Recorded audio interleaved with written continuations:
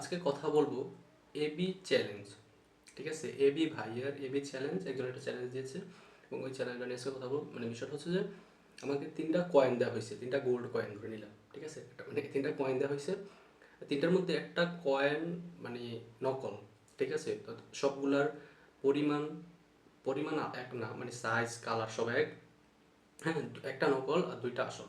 তো আসল 2টার সাইজ এক, কালার এক, সব মানে 3টার সাইজ এক, কালার এক। বাট যেটা নকল ওইটার হচ্ছে ওয়েট, মানে ওজন একটু কম বা বেশি।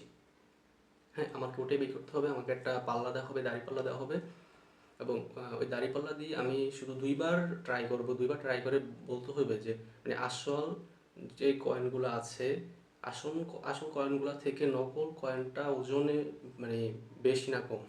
ঠিক আছে, 2বার ট্রাই করতে হবে, 2বার ট্রাই করতে পারবো। তো আমি নিয়ে নিলাম।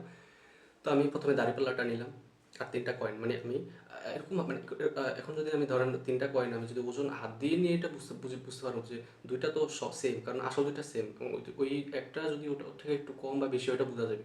ধরলাম আমি অন্য কিছু দিয়ে ধরলাম কয়েনগুলো, অন্য মানে হাত দিয়ে সরাসরি না ধরে গ্লাস ক্লাব বা কোনো কিছু দিয়ে ধরলাম। ঠিক আছে, ধরে ধর দাঁড়িপাল্লা দাঁড়িপাল্লাটা নিলাম। প্রথম যে ট্রাইটা, আমি প্রথমে একটা কয়েন নিলাম। কয়েন নিলে দাঁড়িপাল্লার এক পাশে রাখলাম। ঠিক আছে, দাঁড়িপাল্লার এক পাশে রাখলাম। তো ধরেন মানে দুর্ভাগ্য বা ভাগ্যবশত যাই হোক, মানে একটা কয়েন নিলাম আমি, এই পাশে রাখবো এবং ওই পাশে একটা দিব। তো এই পাশে যেটা নিলাম আমি প্রথমে, ধরেন ওইটা নকল কয়েনটা এসে পড়লো। আমি তো জানি না কোনটা কি, আমি তো অন্য কিছু ধরেছি। ওইটা ধরেন নকল কয়েনটা এসে পড়লো ওই জায়গায়। হ্যাঁ, নকল কয়েনটা। এখন আমি ওই 2টা ওই জায়গায় মানে ট্রাই করব। প্রথমবার ট্রাই, আমরা 2বার ট্রাই করতে পারবো। তো প্রথমবার ট্রাই করলে এটা যেহেতু নকল যদি আইসা পড়ে, এটা ট্রাই করলে এটা হয়তো বা একেবারে নিচে, হয়তো বা একেবারে উপরে চলে যাব। এটাও সেম, একেবারে নিচে হয়তো বা একেবারে উপরে চলে যাব। যদি প্রথমটা একেবারে নিচে চলে যায়, দ্বিতীয়টা একেবারে নিচে চলে যাব, মানে পাল্লাটা নিচে চলে যাব, কারণ এটা নকল। এটা নকল। ঠিক আছে, তো এই ওই 2টার ওয়েটটা সেম। তো এটা হয়তো মানে হয়তো প্রথমটাও দ্বিতীয়টাও দুটোটা নিচে চলে যাব, হয়তো বা নয়তো বা দোনোটা উপরে চলে যাব। ঠিক আছে, যদি ওই পাশের কয়েন দোনোটা নিচে চলে যায়, দোনোটা নিচে চলে যায়, এটা হবে পাতলা মানে হালকা, নকলটা। এবং যদি ওই 2টা পাল্লা থেকে উপরে উঠা যায়, মানে আসল নকল কয়েনটা হবে ভারী। ঠিক আছে, প্রথমবার আমি মানে বলে দিন যে প্রথম 2টা চান্স এটা ঠিক আছে।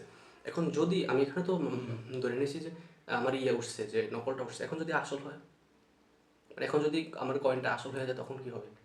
ধরেন এবার এবার ধরলাম যে আসলটা আসছে এখানে। ঠিক আছে, আমি পাশে আসলটা দিয়ে পরিমাপ করতেছি।